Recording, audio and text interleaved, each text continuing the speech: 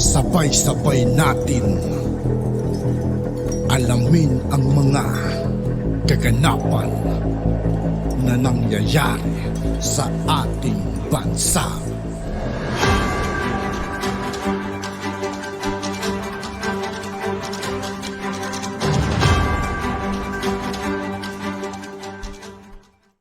Yo, what's up mga kaibigan? This is I2K po again. Ngayon nandito naman ulit tayo sa channel ni Banat Kapanig TV. Dito naman ulit tayo magbibigay ng komento at reaksyon. Kaya samahan nyo ako guys. Let's go!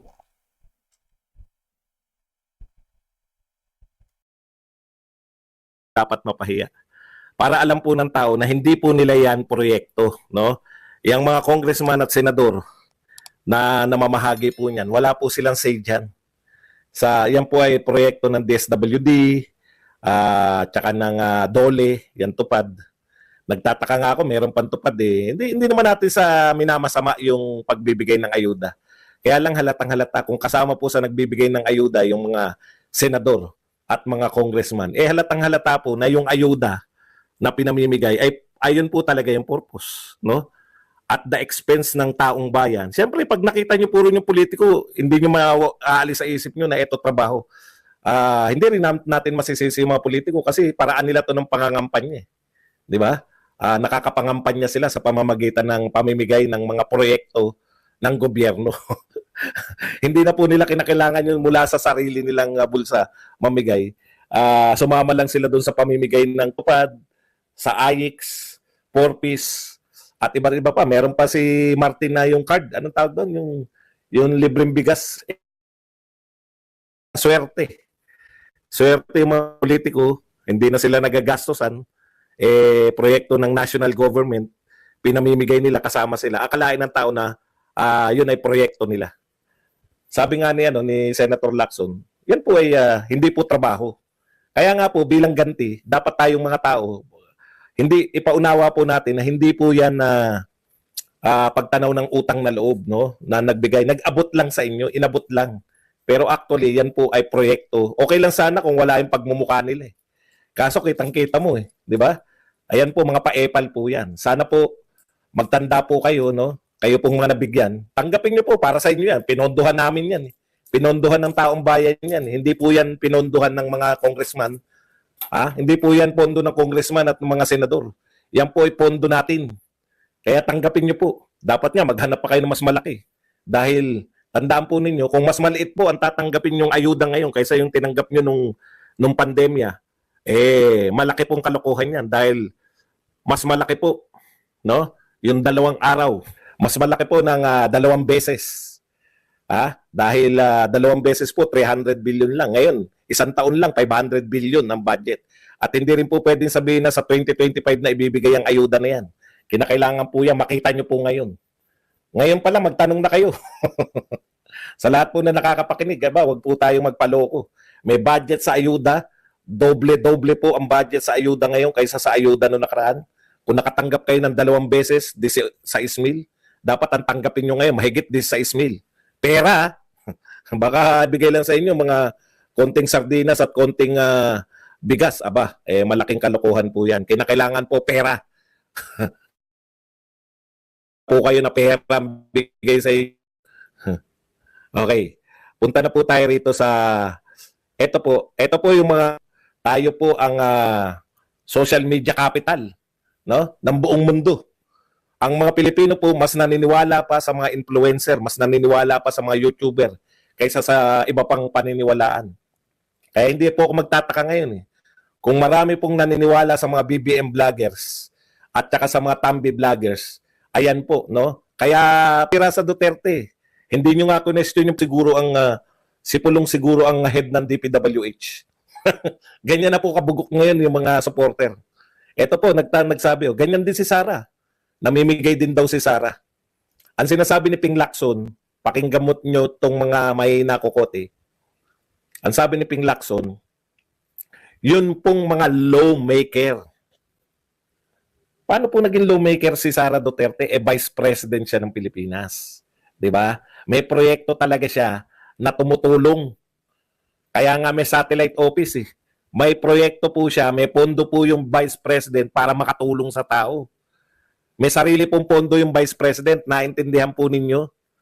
Ang sinasabi ni Senator Lacson, walang pondong tupad ang mga congressman, walang pondong AIX. Yan po ay pondo ng DOLE at pondo ng DSWD. So dapat ang namimigay niyan, DOLE, DSWD, kung may makakatulong man, siguro yung mga mayor para taga-ipon ng mga tao. O, di ba? Pero iba po ngayon, mga congressman at senador ang namimigay. May mga mukha pa nila. May mga poster pang malalaki. Na naroon yung malalaki nilang mga pagmumuka. Dapat yung mga hindi po iboto yung mga yan. Okay. Sa madaling salita, hindi po pareho yung pinamimigay ni Sara Duterte. May pondo po siya para mamigay ng ayuda. No? Hindi po yung mga tsaka lawmaker ba yun? Ang lawmaker gumagawa ng batas. Trabaho nila gumawa ng batas. O yan. Kaya ang dami po sinasaklawan eh. Etong investigasyon sa Senado, ano kayang batas ang magagawa niyan? Bawal magbigay ng baril sa Pangulo at sa Mayor? Hindi po ba? Kaya po sila nagko-conduct ng hearing para makagawa ng batas. Ano kayang batas ang bantayan niyo po yan ha? Kasi dinadamay na nila si Duterte na naman eh. Dinamay na naman si Duterte, dinamay na naman si Sara Duterte. Pag wala po sila at katulad po niyan, nag-hearing po sila sa PCSO. Ano po nangyari? Ano po na nangyari sa PCSO? Hindi po pwedeng hearing ng hearing. Bakit wala na tayong naririnig? Ang dami na po nilang hearing. Puta, sablay nga yung hearing nila sa DepEd, di ba? O ano na yung pinagmamalaki ni Tulfo yung gagawin niyang bata sa PTA? Asa na? Babawal ang PTA. Meron na ba? Ang dami na, di ba? Nakipag-away kay Sara Duterte sa PTA. May batas na bang pinasa? PCSO, anong gagawin nyo riyan? Tapos ito, malamang to, magpapasa si Rayson Tiveros, bawal nang tumanggap ng baril ang presidente mula sa mga religious leader. Hindi ko talaga yun talaga hindi ko kayang maarok eh. Presidente ka ng Pilipinas, manghingi ka ng baril sa o hindi manghingi ka na sa armo eh. Nak ng pupa oh. Naintindihan niyo po ba? Yung sinasabi, presidente ng Pilipinas manghihingi ng baril kay Kibuloy. Malamang yan nangyari yan nung presidente pa siya. Alam niyo ba kung putya, ang hirap. Pwede po yan sa mga nakaganon lang. Nako. Si Kibuloy pala. Si Kibuloy pala taga-supply. Talaga lang. Mamaya daw may sagot. Kaya mamayang gabi yan yung topic natin. Hintayin natin, gumagawa na ng statement sila Sara Duterte. Sasagutin nila yan mamaya. Yan ang maganda sa Duterte. Sagot na sagot sa mga panyanyari. Okay, etong mga kalaban natin ngayon, ang mga supporter ni BBM tsaka ni Tambaloslos, puta grabe po. Bibigyan ko kayo ng sample. Ito tignan nyo madudurog ang kalooban nyo. Magsisisi kayo. Bakit nyo napatulan? Bibigyan ko lang po kayo ng isang ehemplo. Eto, nakatatlong sagutan lang kami nito. Ako nangayaw eh. Tapos tingin siguro niya nanalo siya. Eto, ang sabi niya, matatawa ka talaga eh. Sabi niya ganito, Marcoses the Destroyer. Hindi. Marcoses the Destroyer daw. 30 years na nilait at sinira ng mga Aquino at mga Yellow Bros. Pero wasak sila. Okay. Kakapingers. Sampid na Yellowetsky, 3 years, wasak din daw yung mga kakamping. Tapos mga Duterte at DDS shit, nagbabaka sakali, wala pang 7 taon. Wala para 7 taon.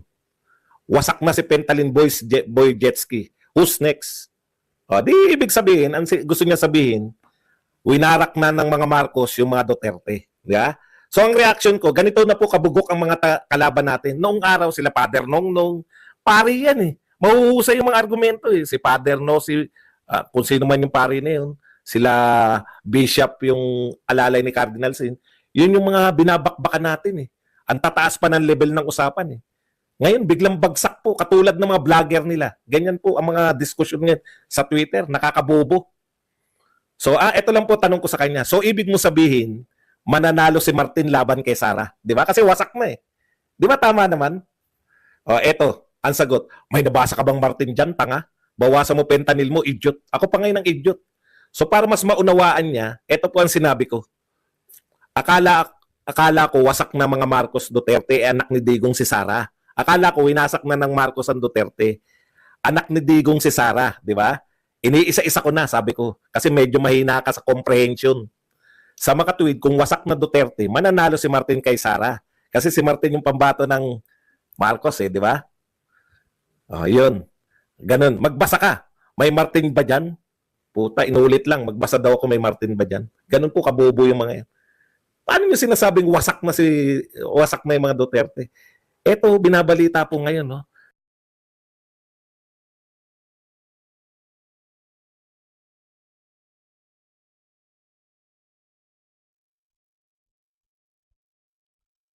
Yun nga po mga kaibigan, dito po nagtatapos ang ating reaction video. Muli ako po si I2K ng Sundalo ng Tunggalo. Maraming salamat sa patuloy na pagsuporta. Yeah, peace out.